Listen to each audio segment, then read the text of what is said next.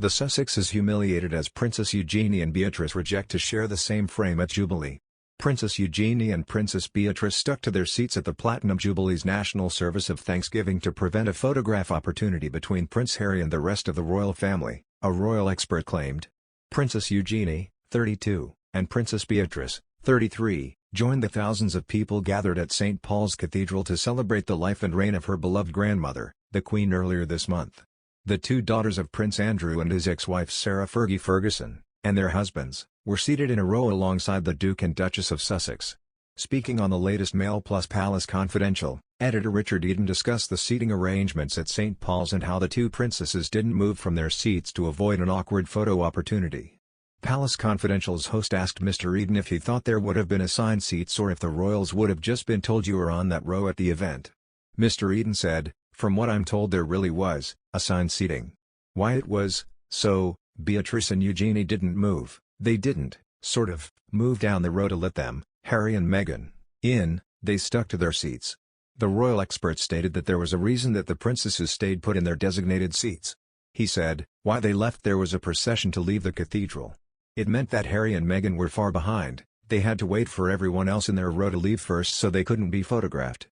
This meant, they weren't in the same shots as Prince Charles or the Cambridges. They were nowhere near them." He added that this move was deliberate. Ms. Elvin made a point that it was orchestrated. Royal correspondent Victoria Murphy added, "I think the seating, I'm sure, was decided in advance." Royal author Angela Levin recently claimed that the Duke and Duchess of Sussex were absolutely furious with the seating arrangement at St. Paul's. Ms. Levin said, "If you look at Harry's face, I spent a year with him when I did his biography. He wears his expressions and feelings on his face and he was absolutely furious." Prince Harry and Meghan Markle kept their visit to the UK short, leaving as the royal family was still celebrating at the People's Pageant in London. The couple were pictured back in California the Monday after the Jubilee.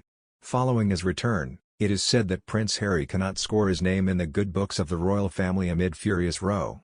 Speaking of the recent snubbing from the royal family during Queen Platinum Jubilee, it is reported that upset Harry is looking to get an apology. Speaking about the continuous frosty relations, Mr. Russell Meyer said, "If Harry's looking for some piecemeal, then he was a long way off that." Today's host Richard Wilkins replied, "You can't have your cake and eat it too, Russell, you know. One word. Oprah." The royal expert said, "Well, of course. The people I speak to, the palace every day, who are obviously very very well connected with the top players, as it were. They are still absolutely furious." Mr. Myers added, "You can't go on, international television interview with Oprah Winfrey, complaining about your treatment with the family and then wanting to sit down with them when you're still giving interviews."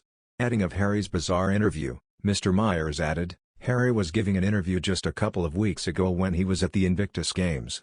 It was all, bizarre language. He was there to protect the Queen and these things are not going down too well.